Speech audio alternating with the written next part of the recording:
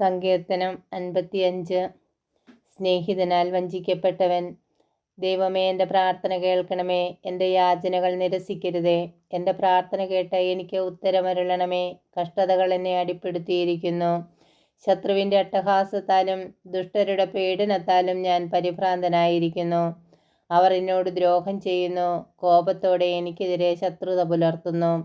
എൻ്റെ ഹൃദയം വേദന കൊണ്ട് പിടയുന്നു. മരണഭീതി എൻ്റെ മേൽ നിപതിച്ചിരിക്കുന്നു. ഭയവും വിറയലും എന്നെ പിടികൂടിയിരിക്കുന്നു. പരിഭ്രാന്തി എന്നെ ഗ്രസിച്ചിരിക്കുന്നു. ഞാൻ പറഞ്ഞു, പ്രാവിനെ പോലെ ചിറകുണ്ടായിരുന്നെങ്കിൽ ഞാൻ പറന്നുപോയി വിശ്രമിക്കുമായിരുന്നു. ഞാൻ വിദൂരങ്ങളിൽ ചുറ്റിത്തിരിയുമായിരുന്നു. വിജനതയിൽ ഞാൻ വസിക്കുമായിരുന്നു. കൊടുങ്കാറ്റിൽ നിന്നും ചുഴലിക്കാറ്റിൽ നിന്നും ബന്ധപ്പെട്ട് അകന്ന് സങ്കേതം തേടുമായിരുന്നു. കർത്താവെ, അവരുടെ ഉദ്യമങ്ങളെ പരാജയപ്പെടുത്തണമേ. അവരുടെ ഭാഷകളെ ഭിന്നിപ്പിക്കണമേ. നഗരത്തിൽ ഞാൻ അക്രമവും കലഹവും കാണുന്നു. രാവും പകലും അവർ അതിൻ്റെ മതിലുകളിൽ ചുറ്റി നടക്കുന്നു. അതിൻ്റെ ഉള്ളിൽ ഉപജാപങ്ങളും കുഴപ്പങ്ങളുമാണ്. അതിൻ്റെ മധ്യേ വിനാശം കുടികൊള്ളുന്നു. അതിൻ്റെ തെരുവുകളിൽ നിന്ന് മർദ്ദനവും വഞ്ചനയും വിട്ടുമാറുന്നില്ല. ശത്രുവല്ല എന്നെ നിന്ദിക്കുന്നത്.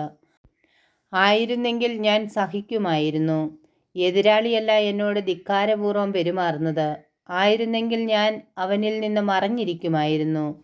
എന്നാൽ എൻ്റെ സഹചരനും ചങ്ങാതിയും ഉറ്റ സ്നേഹിതനുമായിരുന്ന നീ തന്നെയാണ് അത് ചെയ്തത്. നമ്മൾ ഉള്ളു തുറന്ന് സംസാരിക്കുമായിരുന്നു. നമ്മൾ ഒന്നിച്ച് ദേവാലയത്തിൽ കൂട്ടായ്മ ആചരിക്കുമായിരുന്നു. അവരെ മരണം പിടികൂടട്ടെ. ജീവനോടെ അവർ പാതാളത്തിൽ പതിക്കട്ടെ. അവരുടെ ഭവനത്തിൽ അവരുടെ ഹൃദയത്തിൽ തിന്മ കുടികൊള്ളുന്നു.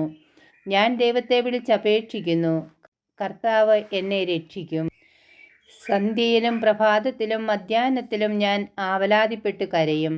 അവിടുന്ന് എൻ്റെ സ്വരം കേൾക്കും. ഈ യുദ്ധത്തിൽ അനേകർ എനിക്കെതിരെ അണിനിരന്നിരിക്കുന്നു. അവിടുന്ന് എന്നെ കാത്തുപാലിക്കും. അനാദികാലം മുതലേ സിംഹാസനസ്ഥനായ ദൈവം എൻ്റെ പ്രാർത്ഥന കേട്ട് അവരെ ലജ്ജിതരാക്കും. എന്തെന്നാൽ അവർ കൽപ്പന പാലിക്കുന്നില്ല, ദൈവത്തെ ഭയപ്പെടുന്നുമില്ല.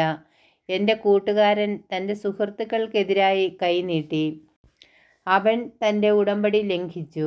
അവൻ്റെ സംസാരം വെണ്ണയേക്കാൾ മൃദുലമായിരുന്നു. പക്ഷേ അവൻ്റെ ഹൃദയത്തിലോ പടയൊരുക്കം. അവൻ്റെ വാക്കുകൾ എണ്ണയേക്കാൾ മയമുള്ളവ, എന്നാൽ അവ ഉറയൂരിയ വാളുകളായിരുന്നു. നിന്റെ ഭാരം കർത്താവിനെ ഏൽപ്പിക്കുക. അവിടുന്ന് നിന്നെ താങ്ങിക്കൊള്ളും. നീതിമാൻ കുലുങ്ങാൻ അവിടുന്ന് സമ്മതിക്കുകയില്ല. ദൈവമേ, അങ്ങ് അവരെ അത്യഗാധത്തിലേക്ക് തള്ളി വീഴ്ത്തും. രക്തദാഹികളും വഞ്ചകരും ആയുസ്സിൻ്റെ പകുതി എത്തുകയില്ല. എന്നാൽ ഞാൻ അങ്ങയിൽ ആശ്രയിക്കും.